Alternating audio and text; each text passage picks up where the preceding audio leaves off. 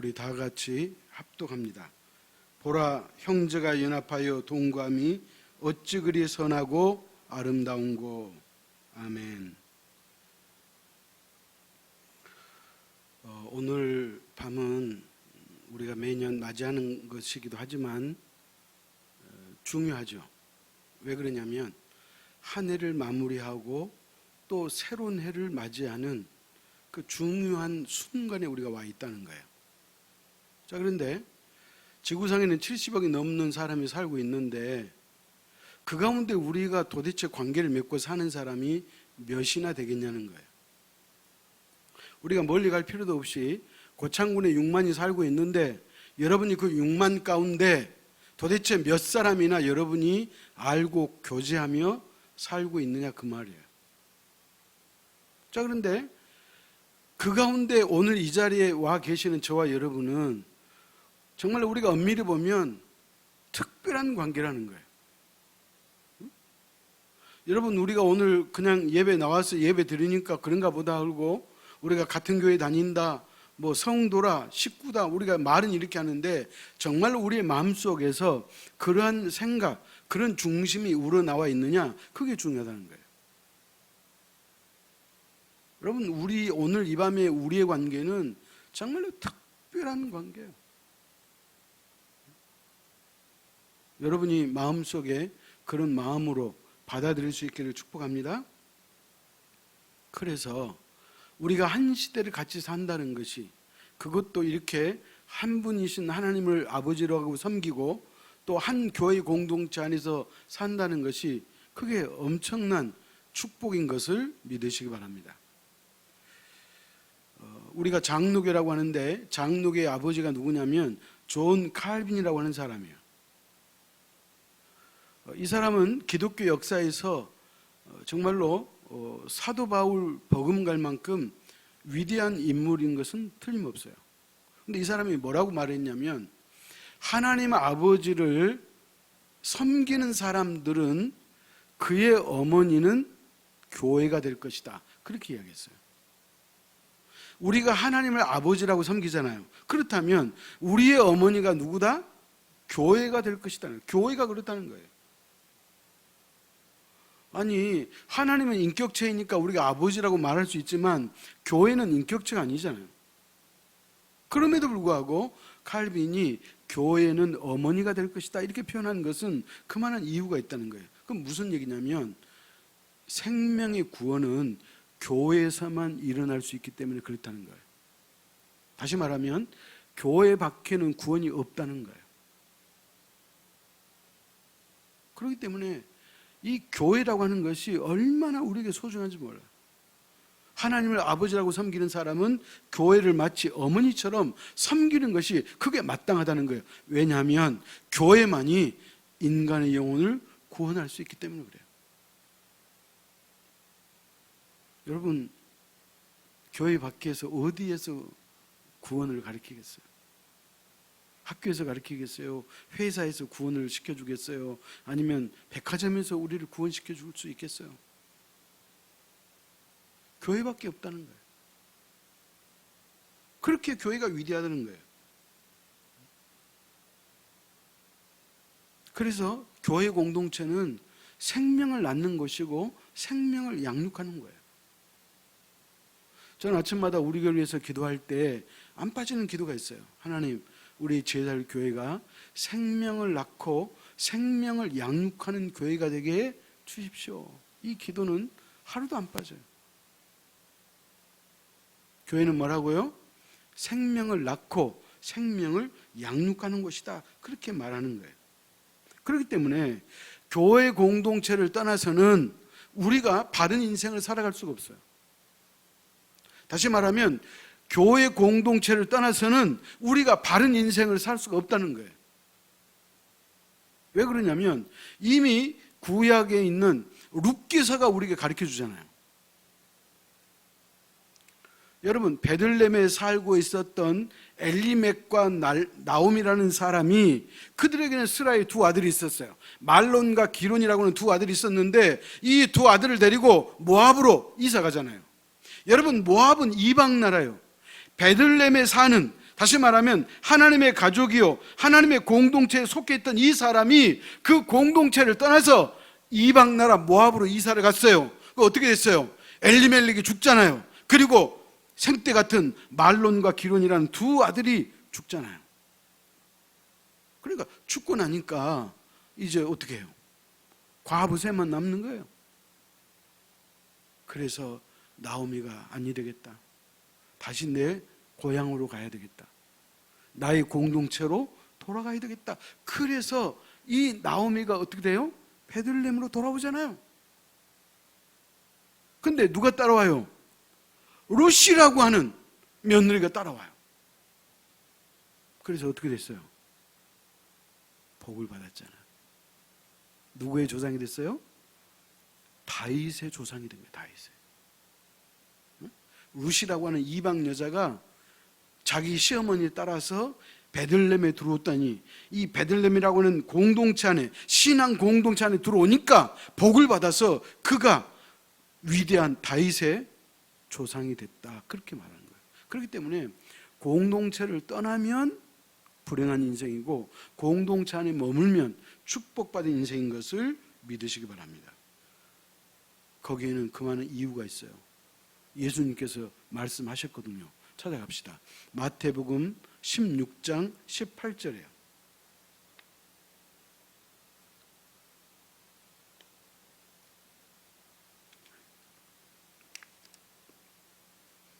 마태복음 16장 18절 우리 같이 읽습니다. 또 내가 네게 이르노니 너는 베드로라. 내가 이 반석 위에 내 교회를 세우리니 음부의 권세가 이기지 못하리라.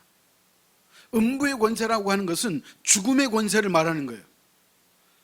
여러분, 사단은 저와 여러분을 죽음의 권세로 찾아와서 우리를 멸망시키려고 호심탐탐 노리고 있음을 믿으시기 바랍니다. 자, 그런데 교회 공동체 안에 있는 그 영혼은 결코 죽음의 권세가 농락할 수 없다는 거예요. 여러분, 그렇기 때문에 교회 공동체만큼 우리에게 중요한 공동체가 없어요. 하나님의 보호하심의 울타리가 교회 공동체라는 거예요. 여러분, 교회를 가볍게 보면 안 돼요. 여러분, 오늘 예수님이 그랬잖아요. 이 반석 위에 내 교회를 세우리니. 그래서 교회의 주인은 누구예요? 그리스도예요.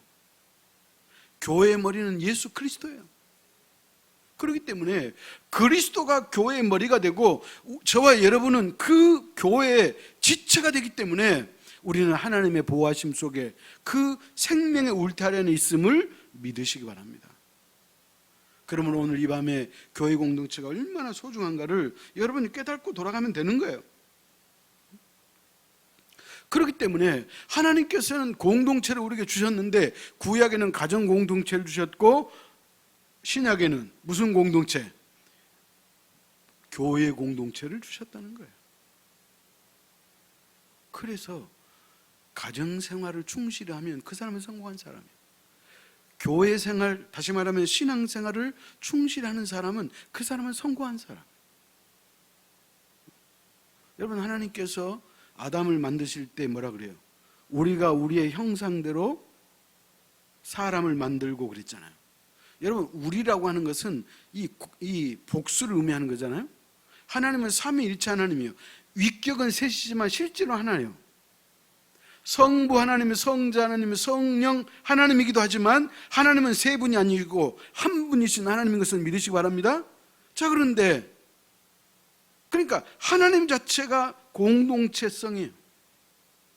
함께라는 게 함께.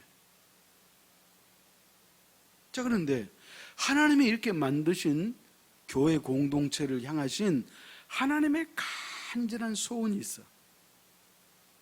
여러분이 여러분의 자녀를 낳기 때문에 여러분이 자녀를 향한 기대와 소원이 있잖아요. 하나님께서 우리에게 교회 공동체를 주시고 우리가 이 교회 공동체 안에서 함께 신앙생활을 하잖아요. 그런데 하나님께서 우리 교회를 향하신 그 기대치가 있다는 거예요.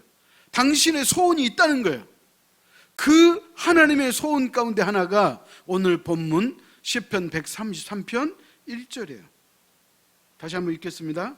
보라, 형제가 연합하여 동거함이 어찌 그리 선하고 아름다운고. 그런 거예요. 그러니까 교회 공동체 안에 있는 저와 여러분이 연합하는 모습. 아멘. 그리고 함께, 동거한다는 말은 함께 산다는 말이잖아요. 함께 사는 것.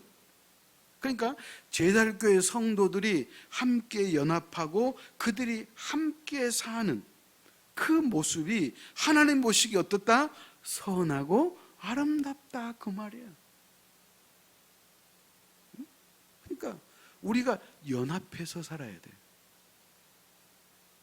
똑같은 한 교회에 우리가 나오지만 너는 너고 나는 나고 나 혼자만 교회 왔다 갔다 하고, 그게 아니고 함께 연합하는 것이, 그것이 하나님의 소원이고 하나님이 기대하신 바인 것을 믿으시기 바랍니다. 그래서 뭐가 선하고 아름답다? 성도가 함께 연합하고 함께 사는 것이, 그게 선하고 아름답다는 거예요. 여러분, 시편 133편은 누가 지었어요? 시인이신 다윗이 지었어요. 그러나 하나님은 다윗을 소위 말하면 이용해서 쓴 것이지 실제로는 하나님이 쓰신 말씀이에요. 자, 그런데 이 113편을 다윗이 지었는데 어떤 상황에서 지었느냐? 여러분, 133편 시편의 제목이 뭐예요? 성전에 올라가면서 지은 시잖아요. 그러니까 다윗이라는 사람이 성전에 올라가는데 기분이 아주 업이 됐어. 아니, 하나님의 집에, 하나님의 얼굴 집에 가는 성도들이 기분이 업이 돼야죠. 그러니까 다윗은 기쁨이 충만해서 예루살렘 성전으로 올라가는 거예요. 자, 여러분 한번 상상해 보세요. 자, 예루살렘이라고 하는 그 도시를 우리가 수평적으로 보면, 이렇게 일직선상에서 보면 그 도시에서 가장 높은 곳이 어디, 뭐냐? 성전이에요. 성전이 가장 높아요. 그리고 성전 뭐예요? 네, 담이에요. 그 다음에 성벽이에요. 그러니까 모든 신앙인은 성전을 갈 때마다 올라간다고 표현을 했어요. 성전에 올라간다. 그리고 실제로도 가장 높았기 때문에 올라간다는 표현이 맞아요. 자, 그런데 다윗이 하나님의 전인 성전에 올라갔어요. 높은 곳에 올라갔어요. 근데 그가 높은 곳에 올라가가지고 그 시내를 바라보는 거예요. 예루살렘 시가지를 바라보는 거예요. 그랬더니 그 예루살렘의 집들이 그냥 따닥따닥 하면서 옹기종기 모여 있더라는 거예요. 그것을 보면서 다윗은 시인이기 때문에 그냥 시상이 떠오른 거예요. 그래서 뭐라고 했다고요? 보라, 형제가 연합하여 동거함이 어찌 그리 선하고 아름다운고. 그런 거예요. 집들이 따닥따닥 모여서 옹기종기 있는 그 모습이 마치 성도들이 따닥따닥 모여서 그들이 함께 동거하고 함께 연합하는 그 아름다운 모습으로 비춰졌다는 거예요.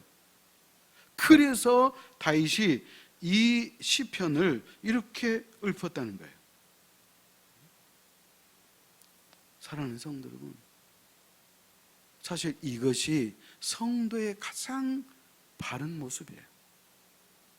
연합하여 함께 살고 있는 그 모습, 성도가 마음이 하나가 되고 함께 의논하고 함께 주의를 감당하고 어려움 있을 때 함께 기도하고 그리고 함께 선교하는 일에 나서고 함께 교회를 섬기고. 혼자 하는 게, 여러분 혼자 하는 게 아니에요. 함께 하는 거예요. 모든 일은 함께 하는 거예요. 여러분, 독일의 나치 치하에서 그 히틀러에게 저항했던 유명한 학자요, 신학자요, 목사님이신 보네퍼라는 목사님이 계셔요. 이분이 당신이 그 논문을 하나 썼는데, 논문의 제목이 뭐냐면 신도의 공동생활이에요. 성도의 공동생활과 같은 의미예요. 자, 그런데 이분이 이 논문을 쓰면서 그 첫 줄에 뭘 인용했냐면 오늘 본문 시편 133편 1절을 썼어요. 성도의 공동생활을 쓰면서 어떤 모습이 가장 완벽하고 아름다운 모습인가? 시편 133편 1절이라는 거예요. 자, 제가 이 말씀을 공동 번역으로 읽어드릴게요. 잘 들어보세요. 이다지도 좋을까? 이렇게 즐거울까? 형제들 모두 모여 한 군데 사는 일. 이다지도 좋을까? 이렇게 좋을까?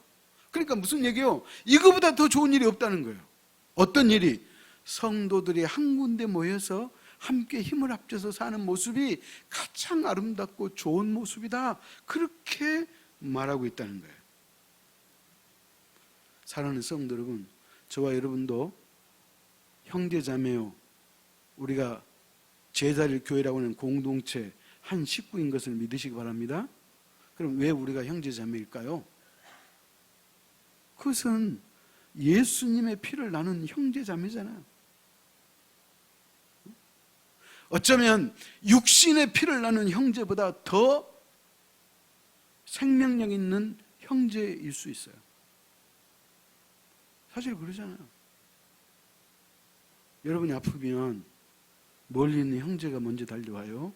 이웃사촌이 먼저 달려와요? 이웃사촌이요. 그래서 멀리 있는 친척보다 옆에 사는 이웃사촌이 더 좋다 그랬잖아요. 그런데 신앙 밖에서도 그렇게 이야기해요. 하물며 한 분 하나님을 섬기는 성도가 함께 이웃하며 사는 이 모습이 가장 아름다운 모습인 것을 믿으시기 바랍니다. 여러분, 그러니까 제가 서두에도 말씀드렸듯이 우리가 한 시대를 같은 교회 공동체 안에서 성도로 산다는 것은 우리에게는 특별한 일이고 특별한 은혜고 특별한 삶인 것을 믿으시기 바랍니다. 여러분, 특별한 삶이라는 것을 여러분이 마음속으로 동의해야 돼. 공감해야 돼. 지식으로 알고 가는 것은 힘이 없어요. 하나님의 말씀을 여러분이 지식으로 알면 힘이 없어요. 그 말씀이 내 삶 속에서 이루어질 때 힘이 있는 거예요. 진짜로 내 옆에 있는 이 성도들이 나의 가족으로 보일 때 그게 바로 힘 있는 인생이요 삶인 것을 믿으시기 바랍니다. 여러분, 교회 공동체 말고 다른 모든 공동체를 이름하여 사회 공동체라고 그래요. 사회 공동체. 가정도 사회 공동체, 학교도 사회 공동체. 아니, 제가 말 잘못했네요. 직장도 사회 공동체, 학교도 사회 공동체. 교회 공동체 빼고는 다 사회 공동체예요. 그러면 사회 공동체는 무슨 목적을 가지고 있느냐? 이익단체예요. 이익이라고 하는 그것을 보고 형성된 것이 사회 공동체예요. 그러니까 이익 집단이라 그래요. 그러므로 만약에 내가 사회 공동체에 속해 있는데 거기서 나에게 어떤 유익이 없고 이익이 없으면 우리는 그 공동체에서 떠나는 거예요. 그러나 교회 공동체는 그런 공동체가 아니에요. 교회 공동체는 이익 집단이 아니에요. 교회 공동체는 쉽게 떠나는 공동체가 아니에요. 아까도 말씀드렸잖아요. 교회 공동체는 음부의 권세가 이기지 못하는 공동체예요. 저와 여러분의 생명을 지켜주는, 여러분의 인생에서 마지막 보류인 그 생명을 지켜주는 공동체가 바로 교회 공동체인 것을 믿으시기 바랍니다. 그런 거예요. 그렇기 때문에 오늘 제가 지금 이 말씀을 하는 가장 결정적인 이유는 뭐예요? 2022년도에 하나님이 우리에게 주시는 표예요. 자, 표가 뭐죠? 함께 갑시다요. 우리 같이 한번 하겠습니다. 함께 갑시다. 함께 갑시다. 이 말은 혼자 가지 마라 그 말이에요. 반드시 함께 둘 이상 연합해서 가자는 거예요. 아멘? 여러분, 2022년도에는 여러분이 홀로 신앙생활하지 않기를 축복합니다. 우리가 함께 가는 거예요. 저는 목사이기 때문에 매년 새해가 다가오면 저는 이 새해 표율을 정하고 그리고 그 한 해 동안 우리 교회를 그 표 아래 우리 교회를 이끌어 가려고 해요. 그래서 항상 신년도 표는 언제 나왔냐면 11월 다니엘 기도회 때 나와요. 다니엘 기도를 하면서 하나님 앞에 늘 제가 기도하죠. 하나님, 2022년 새해에는 무슨 말씀으로, 무슨 표로 우리가 한 해를 살아가면 좋겠습니까? 하고 제가 하나님 앞에 물어요. 그러면 하나님께서 어떨 때는 금방 답을 주실 때가 있어요. 아주 그냥 쉽게, 그냥 그 주제 표뿐만 아니라 말씀과 함께 그리고 어떻게 하는 게 좋겠다 이런 것들이 그냥 순식간에 하나님이 줄 때가 있어요. 근데 올해는 너무너무 힘들었어요. 11월 다니엘 기도가 끝나도 표가 안 나왔어요. 12월 달에도 제가 새벽에 또 따로 제가 하나님 앞에 기도하면서 이 표를 놓고 기도할 때 올해는 어떻게 됐든 끙끙 앓으면서 나온 거예요. 그런데 얼마나 감사한지. 그러니까 아직 올해는 안 넘어갔지만 2021년도의 표는 뭐예요? 하나님과 함께 살아보기잖아요. 여러분이 어떻게 됐든지 우리가 로마서를 공부하면서 구원의 확신을 얻었고 그리고 로마서 쓰기를 통해서 하나님과 더 가까이 가고 그리고 우리가 스피릿 블루존에서 매일 우리가 하나님 앞에 찬양하는 시간을 통해서 하나님과 독대하고 그래서 그래도 우리가 나름대로 그 다른 해보다 하나님과 함께 사는데 우리가 집중했잖아요. 아멘? 자, 그렇다면 하나님과 1년 동안 함께 살아본 사람으로서 이제는 우리가 어떻게 살아야 되느냐? 첫째는 우리 가정과 함께 사는 거예요. 가정. 우리 교회 네 번째 비전이 뭐예요? 가정을 소중히 여기는 교회잖아요. 가정을 회복시키는 교회잖아요. 그러니까 2022년도에 이 함께라고 하는 표의 1순위가 가정이에요. 우리가 가정을 돌보자는 거예요. 가정의 영적 상태, 신앙 상태, 내가 아버지로서의 혹은 내가 어머니로서의 신앙이 내가 바로 서 있는지 그 상태와 그리고 우리들에게 주신 그 자녀들의 영적 상태를 우리가 살펴보고 함께 가자는 거예요. 남편 따로, 아내 따로, 아이들 따로 신앙생활 아니라 우리가 함께 우리가 건강한 신앙을 통해서 함께 가자. 이 의미에서 함께 갑시다요. 아멘? 그 다음에 두 번째, 우리가 지난해에 이어서 올해 2년 동안 코로나 상황이었어요. 팬데믹 상황이에요. 그래서 교회가 여러 가지 공동체 그 어떤 프로그램이나 모임을 우리가 제약을 받고 가지지 못했어요. 자, 그런데 올해는 끝날 줄 알았더니 여러분 내년도 또 간다는 거예요. 그러나 그럴지라도 상황은 변하지 않을지라도 우리의 중심과 우리의 자세는 성도와 함께 가는 거예요. 오늘 하나님 그러잖아요. 형제가 연합하여 동거함이 어찌 그리 선하고 아름다운고 그랬잖아요. 하나님이 그렇게 기대하시고 그렇게 원하시는 그 삶을 우리가 살아드려야 되잖아요. 그러려면 어떻게 돼요? 성도와 함께 가는 거예요. 우리의 생각과 우리의 마음의 중심과 우리의 에너지를 나에게 쏟는 것이 아니고 내 옆에 있는 다른 교회 식구들에게 우리의 열정과 에너지와 그리고 기도와 정성을 쏟아낼 수 있기를 축복합니다. 이게 두 번째예요. 그 다음에 세 번째는 뭐냐?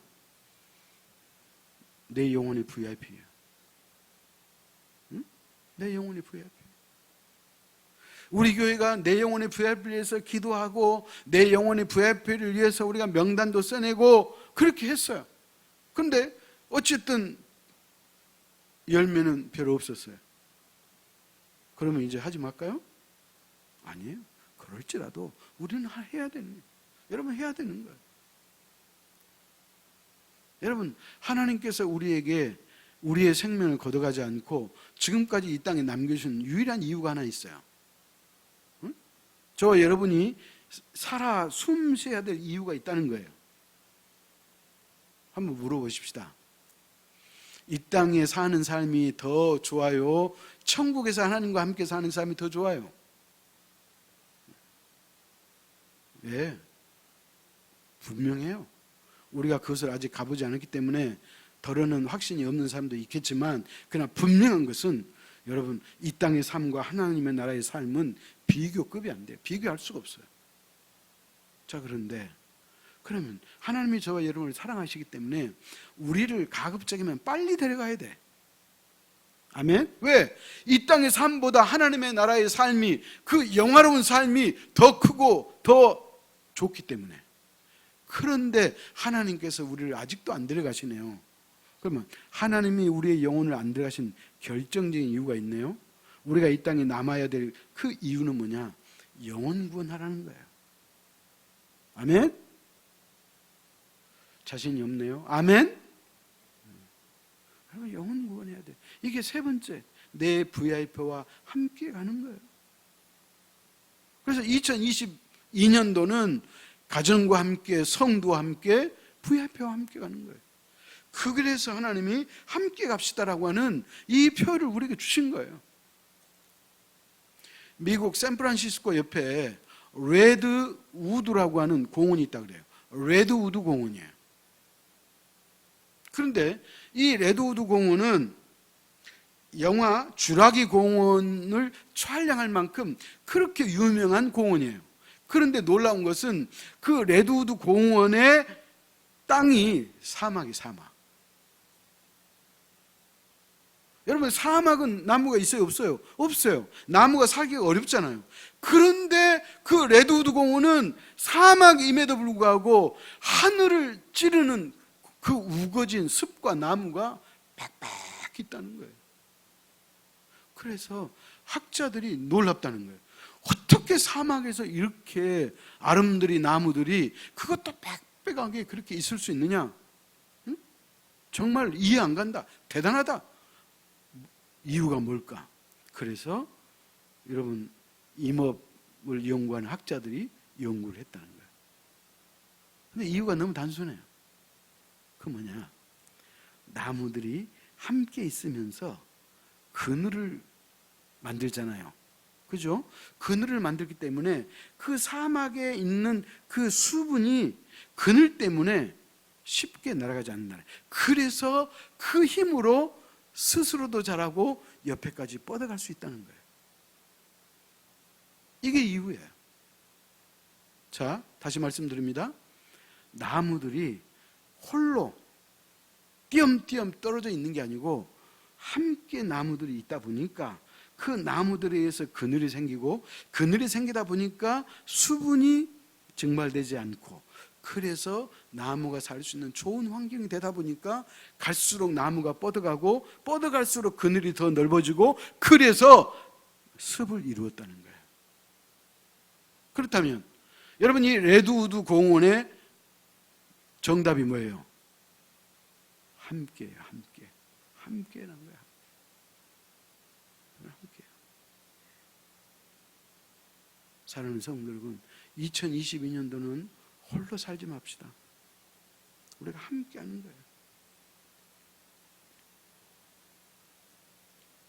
어쩌면 성도는 함께 사는 것이 피할 수 없는 운명일 수도 있어요. 하나님께서 우리에게 제달교회 공동체를 주셨기 때문에 우리가 공동체 안에 있는 한 우리는 당연히 함께 사는 거예요. 나만 생각하지 않고 이제 내 옆 사람을 생각하는 거예요. 첫째는 가정이요, 둘째는 교회 공동체 식구요, 셋째는 내 영혼의 VIP를 우리가 생각하며 함께 가자는 거예요. 함께. 여러분, 이것을 우리는 뭐라고 말하느냐? 운명 공동체라 그래. 우리는 함께 살 수밖에 없는, 이것이 바로 피할 수 없는 운명 공동체라는 거예요. 여러분이 표가 마음에 들면 따라오고 마음에 들지 않으면 따라오지 않으면, 그럼 여러분의 삶에 고장이 나는 거예요. 여러분, 혼자 한번 시험 삼아 살아보십시오. 나는 다른 사람과 관계를 끊고 정말로 오로지 2022년도는 내가 혼자 한번 살아보겠다. 사라지는가 안 사라지는가 내가 한번 증명해 보이겠다라고 생각하고 살아보시려면 살아보십시오. 그러나 오늘 시편 133편은 보라, 형제가 연합하여 동감이 어찌 그리 선하고 아름다운 것. 이다지도 좋을까? 이렇게 좋을 수 있을까? 함께 살아가는 성도들의 모습이, 함께 사는 성도들의 모습이 이다지도 좋을까? 이렇게 좋을까라고 공동 번역에서는 그렇게 번역했어요. 사랑하는 성도 여러분, 함께라고 하는 이 말의 중요함을 나타내주는 말씀이 있는데 찾아갑시다. 구약성경 전도서 4장 9절로 12절이에요.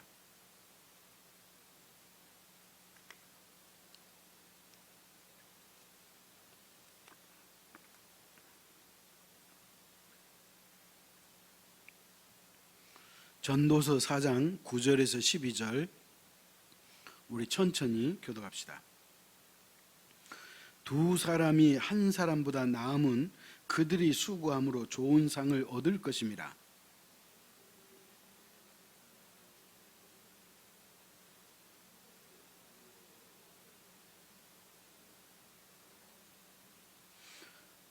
또 두 사람이 함께 누우면 따뜻하거니와 한 사람이면 어찌 따뜻하랴.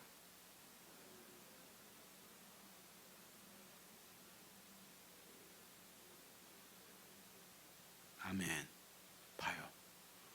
함께의 중요성이 얼마나 중요한 것을 이야기해 준 거예요.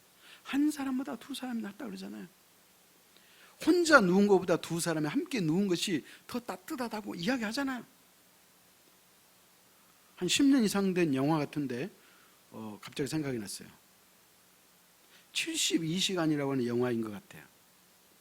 근데 등산을 좋아하는 청년이 혼자 배낭을 메고 산에 갔어요.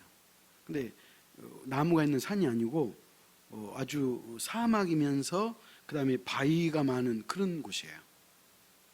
근데 이 주인공이 그 바위가 많은 계곡에 빠져버렸어. 그래가지고 이 팔이 이 바위 사이에 끼었는데 못 나오는 거예요.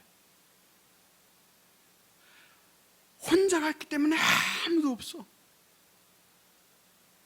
사막 한 중앙에 있죠. 그리고 계곡에 그 넓은 계곡에 어느 꼴짝인지도 모르는데 그 속에 파묻혀가지고 자기 팔이 딱 바위에 눌려가지고 엄석달싹을 못하는 거예요. 그래서 이 청년이 자기가 살라니까 자기 팔을 스스로 찍어가지고 팔을 잘라내요. 그래서 살아났어요. 이게 실화예요. 여러분, 혼자 갔다가 죽을 고비 하고 나온 거예요. 세상에 사람이 살라니까요, 자기가 자기 팔을 잘라가지고 나왔어요. 이거는 뭐예요? 혼자의 위험성이에요.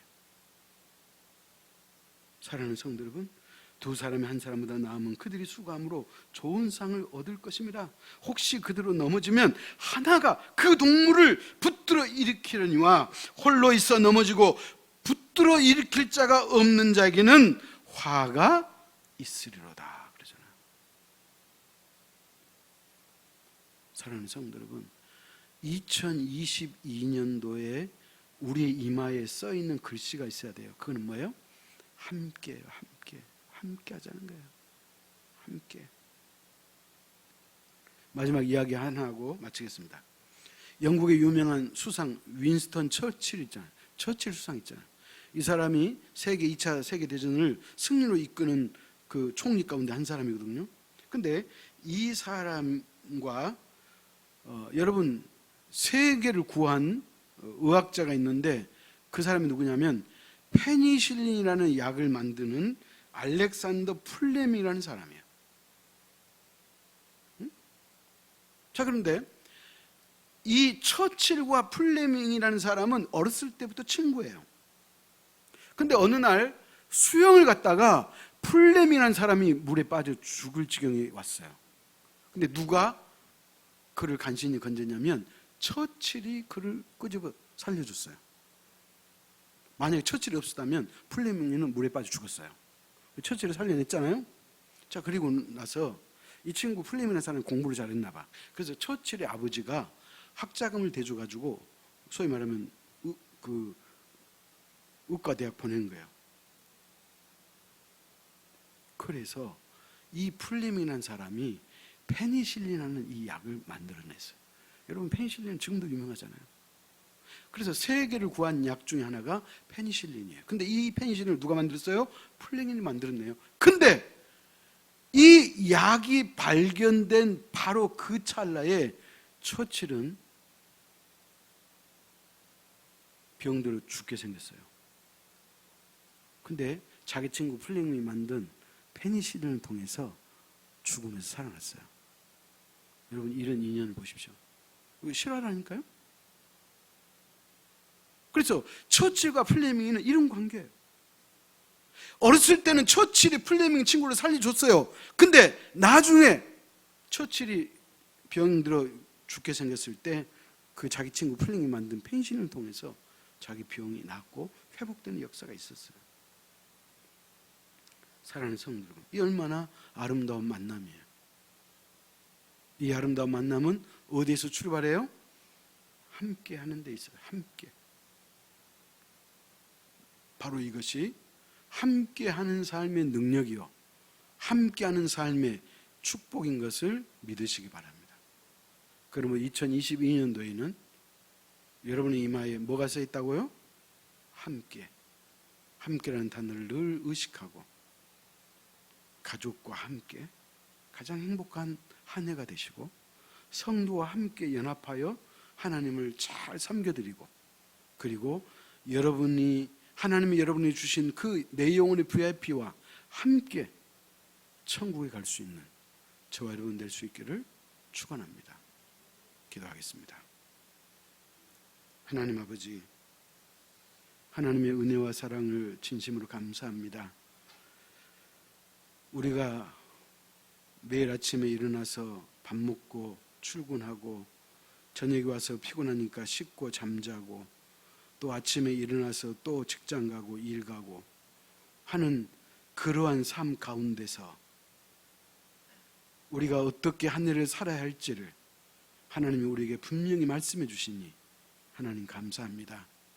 성도가 이 땅을 살아가는 모습 가운데 가장 아름다운 모습이 있다면 형제가 연합하여 동거함이 어찌 그리 선하고 아름다운 거라는 말씀처럼 연합하여 함께 사는 삶인 것을 믿습니다. 오 주님, 우리 제달교회 공동체 모든 식구들은 2022년도에 함께 사는 삶을 살아갈 수 있도록 축복하여 주옵소서. 그래서 저들의 삶, 각자의 삶 속에서 함께하는 삶의 능력을 경험하게 하시고 함께하는 삶의 축복을 경험할 수 있도록 역사하여 주옵소서. 예수님의 이름으로 기도하옵나이다. 아멘.